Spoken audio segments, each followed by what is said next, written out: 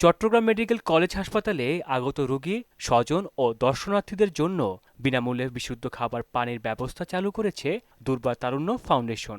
মানবিক এই উদ্যোগের মাধ্যমে প্রতিদিন প্রায় ১ লাখ মানুষ নিরাপদ ও বিশুদ্ধ পানি পান করার সুযোগ পাবেন। চমেক একটি বৃহৎ সরকারি হাসপাতাল হওয়ায় প্রতিদিন এখানে বিপুল সংখ্যক রোগী ও স্বজনের ভিড় থাকে। অনেক সময় পানযোগ্য বিশুদ্ধ পানির সংকটে ভোগান্তিতে পড়তে হতো তাদের। আমরা বাইরে যেতে হয় পানির জন্য, অনেক সময় ভোগান্তি। এটা এখন এখান থেকে অনেক সহজে আপনার রোগীর লোকেরা সহজে নিতে পারবে। এটার জন্য অনেক ধন্যবাদ। এরকম আরো ভালো কাজ করার জন্য আসলে সবাই উদ্যোগ নিলে অনেক ভালো হয়। কিনে খেতে হইলে এই যে বাইরের দোকান আছে, দোকানে গেলে 15 টাকার পানি 20 টাকা 30 টাকা নিত। এখন আজকে দেখলাম এখানের চট্টগ্রামের মেডিকেলের মধ্যে এই ট্যাপগুলো দেওয়াতে এই মানুষে এতগুলো হাজারকে হাজার মানুষ বিশুদ্ধ পানি খেতে পারবে। এই বিশুদ্ধ পানিগুলা যে দিছে দুর্ভাগ তারণ্য, ওই সংগঠনকে অনেক অনেক ধন্যবাদ। আশা করি ওই সংগঠনকে আমরা মনের থেকে অনেক দোয়া করতেছি, এতগুলো মানুষে এই পানিগুলো খেয়ে ওদের জীবন বাঁচতে পারবে।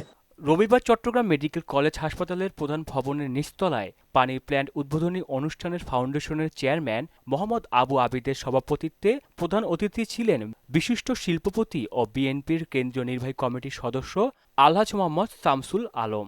এ সময় ফিতা কেটে ও পানি পান করে প্ল্যান্টটি উদ্বোধন করেন চমেকের পরিচালক ব্রিগেডিয়ার জেনারেল মোহাম্মদ তসলিম উদ্দিন। এ সময় প্রধান অতিথির বক্তব্যে শামসুল আলম বলেন, এখন এখানে রোগী প্লাস আরও অন্যান্য যারা আছে তারা সেই বিশুদ্ধ পানি ব্যবহার করতে পারবে।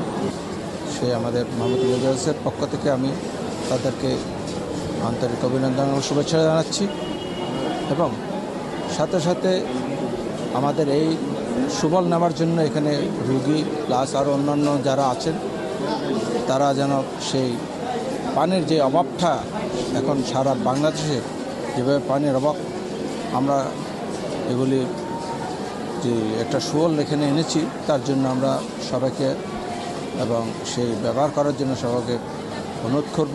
প্রজেক্টের মূল উদ্যোক্তা ও দুর্বার তারুণ্য ফাউন্ডেশনের চেয়ারম্যান মোহাম্মদ আবু আবিদ বলেন, এবং দুর্বার তারুণ্য ফাউন্ডেশনের সবচেয়ে বড় প্রজেক্ট আজকে উদ্বোধন হলো।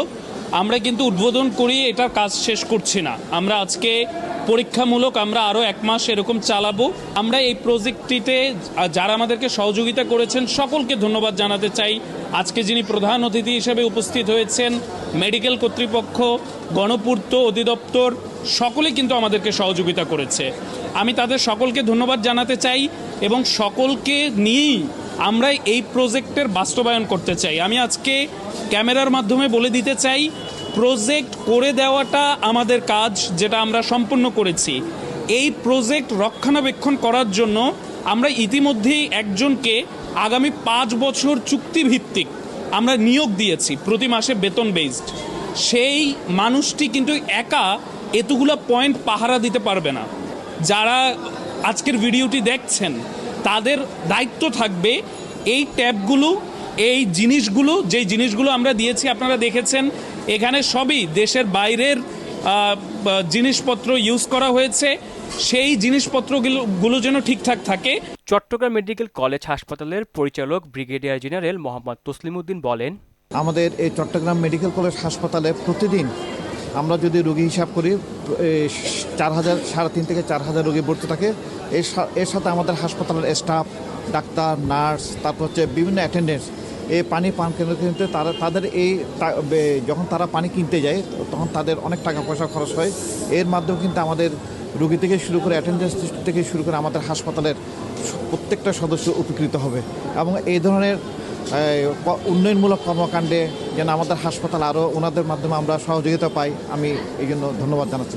প্ল্যান্টটি থেকে হাসপাতালের ভবনের প্রতিটি ফ্লোরে মিলিয়ে পুরো ভবনে মোট 40টি পানির পয়েন্ট স্থাপন করা হয়েছে, যাতে রোগী ও স্বজনদের পানির জন্য আর বাইরে যেতে না হয় বা অতিরিক্ত অর্থ ব্যয় করতে না হয়।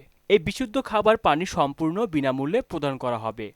পুরো প্রজেক্টটি সচল রাখার জন্য একজন মানুষকে মাসিক বেতন ভিত্তিক নিয়োগ দেওয়া হয়েছে। প্ল্যান্টটি প্রতিদিন 1 লাখ মানুষের তৃষ্ণা মেটাতে সক্ষম। পানযোগ্য বিশুদ্ধ পানির অভাবে অনেক সময় তাদের ভোগান্তিতে পড়তে হয়। এছাড়াও হাসপাতালের আশেপাশের দোকানগুলোর বিরুদ্ধে পানির বোতল বিক্রিতে অতিরিক্ত অর্থ নেওয়ার অভিযোগ রয়েছে বহুদিন ধরে। দুর্বার তারুণ্য ফাউন্ডেশনের এই উদ্যোগ সেই দীর্ঘদিনের সমস্যার কার্যকর সমাধান এনে দিয়েছে।